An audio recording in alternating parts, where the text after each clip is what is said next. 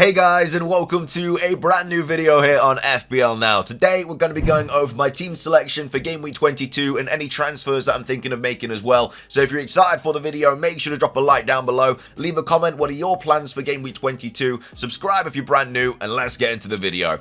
So, starting things off, wrapping off Game Week 21 last night was an 8-pointer from Estepinian. Really happy with that. He was very close to the maximum 3 bonus, but I think Steele made a save quite late on into the game, so he got max bonus. But I'm still very happy with an 8-pointer from Estepinian, because I wasn't really expecting a clean sheet. I was more so expecting an attacking return. I didn't watch the game, so I don't know how close he was to an attacking return, but I will definitely take an 8-pointer. So I did finish on 65, minus the 4, so 61. But again, I would have been on 62 if I hadn't taken the hit, because Anderson would have played instead of Douglas Luiz, and he got 0. So all in all, I got a third transfer for a -1 hit, so I'm very happy about that.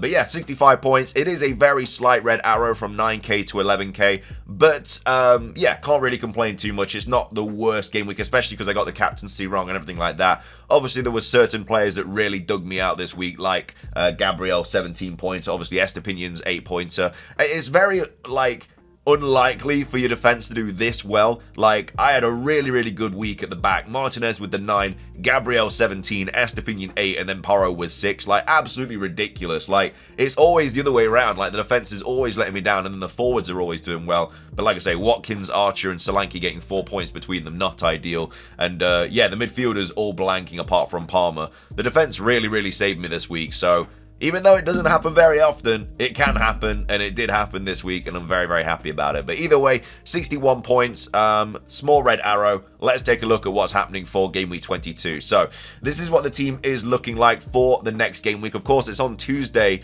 next week. It's not this weekend. We have some cup games and stuff to get through, which is, of course, why you probably shouldn't be making any early transfers, just in case you do get injuries and stuff. We all saw what happened with Bowen, and yes, I know that he did end up playing, but there was that shock in the system, and some people did transfer him out again because of that injury and stuff. So obviously, hold off on those transfers. Like I say, it's a Tuesday deadline, so you'll have to wait for that. But either way, we've got Martinez in goal, who's got Newcastle at home. My other option is Turner, who's got Arsenal at home, so I'm definitely going to be playing Martinez. I can see them getting something from that game anyway, like in terms of a clean sheet. Like, Newcastle don't look incredibly good at the moment. Yeah, they did play okay against City, but Villa are really good at home, and yeah, it's unlikely they keep a clean sheet, but I wouldn't like completely take it out of the equation. It is still possible. So I mean, my other option is Turner at home to Arsenal, and the main reason I bought Martinez in was because of the run that they do have coming up. Like, after this, they've got Sheffield, obviously FPL United could be a little bit more tricky, but then they've got Fulham, Forest, Luton, West Ham, Wolves, like all these really nice fixtures coming up, and I'll probably wildcard around, you know, Game Week 29 anyway, so if I do want to get rid of Martinez, I very well can, because obviously that's when the fixtures do get a little bit more difficult with likes of City, Arsenal, and Liverpool and stuff like that coming up. But either way, Villa are playing really well this season. I don't mind having a goalkeeper for them. Anyway, at the back, we've got Gabriel, who's got Forest away, Porro, who's got Brentford at home, Estepinian, who's got Luton away, and then Anderson, who's got Sheffield United at home. So, on paper, 4 really good fixtures at the back there. However, I do think that Arsenal will concede against Forest. I think Anderson will probably concede against Sheffield United, and I could see Luton scoring as well against Brighton. Just because Luton are quite good at home. Crystal Palace are completely in the bin at the moment. They do need a managerial change, in my opinion.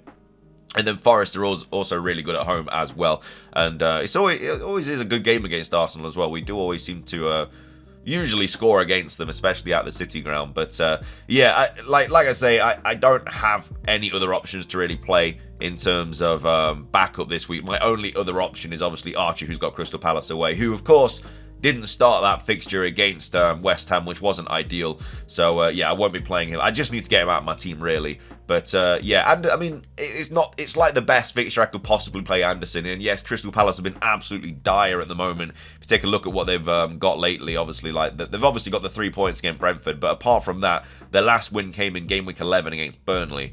And Anderson has done absolutely nothing in that time at all. Like, he's got mainly 0 pointers, really. It's been the worst, probably the worst transfer I've ever had on a wild card. I got him in on my Game Week 8 wild card. And like I say, after that, it wasn't terrible, because he got something against Forest, and then he got something against Burnley, which isn't that bad. But then since then, like, I obviously didn't get him for this 15-pointer. I should have gone, like, Mark Gay or something like that, because then I would have more money, but like I said, I've got to get rid of Anderson regardless because he's just a terrible asset to own at the moment. But Sheffield United at home, like if I'm going to ever play him in a fixture, it's going to be that one. And yeah, the rest of the defense kind of just picks themselves, really. Like there's no way I'm not playing Porro and Estepinian, both very capable of getting attacking returns in those fixtures. And then Gabriel, he's just scoring bullet headers for fun. So yeah, I'm happy with the back line, but, you know, it is what it is. And then in midfield, we've got Douglas Luiz, who's got Newcastle at home. Yeah, that very well could just be a blank. I'm just playing him because I don't have any other options. Foden, who's got Burnley at home, who is my current captaincy shout. We've got Palmer, who's got Liverpool away, and then Saka, who's got Forest away. So, all in all, like, quite a difficult midfield, really. I honestly think that Liverpool-Chelsea game is just going to finish 0-0. They just always seem to be very low-scoring games. So yeah, I don't really expect much from the midfield this week. I kind of need my defense to get me out of jail once again. But either way, yeah, I mean, there's a couple of penalty takers there, like obviously with Palmer, Saka, and Douglas Luiz. So we might be able to nick a cheeky penalty or something like that. But all in all, there's not really a lot to choose from, really. Like, the team looks good at the back, and then as you progressively get further down the team, it looks, or further up the team, should I say, gets a little bit worse. So, yeah, that's the midfield. Hopefully we can get something, but I'm not completely guaranteed to be picking Foden as my captaincy. It's just probably the best option out of the players that I have right now. And then up top, we've got Watkins, who's got Newcastle at home, and then Solanke, who's got West Ham away.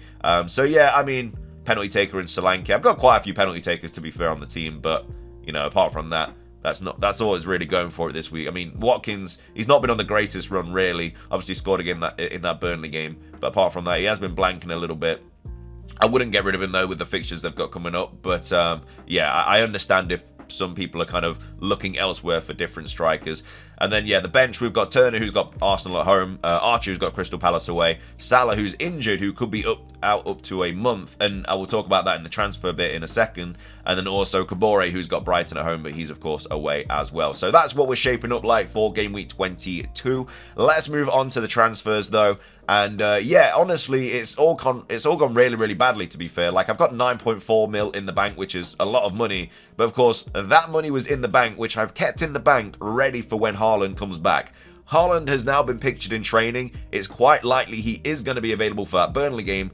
But with Archer now getting that price drop, I am 0.1 away from bringing Haaland in, which is absolutely just diabolical, really. So that's really, really annoying. Like, if I had the correct funds, obviously that would be my transfer this week, and I'd be sorted. I could captain him, and then I could probably bench, I don't know, maybe one of my defenders, or maybe Douglas Luiz. But then again, I don't like benching penalty takers because that could always end up badly. But yeah, I'd probably bench, like, I don't know, yeah, Anderson or something like that. And I would just be able to bring Haaland back in, captain him, and everything's going well. I really don't want to take a hit, but if Haaland is fit for that Burnley at home game, and I'm going to obviously want to captain him, like, I'm probably just going to have to take a hit. And with Salah now being out for potentially a month, or up to a month, like, he may miss the first Game Week 25 game if they do have a double in that week, which again they could. I mean, there's a lot of cup games to play, and that will determine what happens with teams and stuff, because we will then know like what teams are blanking and what teams are doubling and stuff like that. So another reason why you shouldn't be making early transfers this week. But yeah, if Salah is out for a bit longer than expected, then yeah, I could honestly just get rid of him this week. I could take the hit, get rid of Salah, bring in literally any midfielder I want with the price that he is, and then just kind of go from there. I don't know who I would bring in, really. I mean, Richarlison's obviously an option. Bowen's an option. Jota's an option. I quite like Jota as an option, to be fair. Like, his points per his points per minute, like, at the moment is absolutely ridiculous. Like, I don't know where he is. I don't know why I can't find him on the, I think he's probably spelled with a different name first. Let's just go down to Liverpool. But yeah, his points, he's just having a ridiculous season. Let me just go down to Jota. Yeah, Diogo Jota. You have to put Diogo in.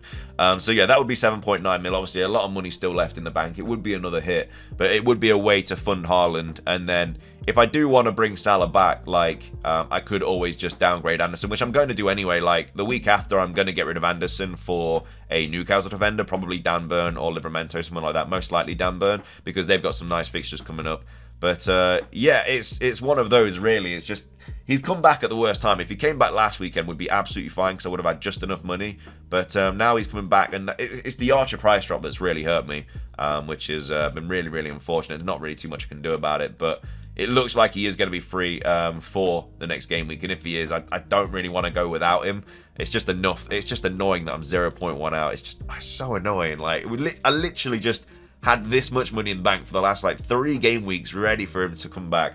And then Archie gets the price drop at the worst possible moment. But it is what it is. Just going to have to work around it. Probably going to have to take a hit if he is fine. If he's not fine this week, like, that'd be perfect. Because then I can just bring him back next week. And I can just roll this week. Because if he's not fine, like, this team is absolutely fine to just play with. Like, I don't mind playing this team. And then just, like, say, roll the transfer. And then the week after, I don't even have to get rid of Salah. Like, if Salah's not as bad, I can literally just get rid of Anderson. Bring in Dan Burn, who's what, like 4.4, I believe. I don't know if he's at a price rise.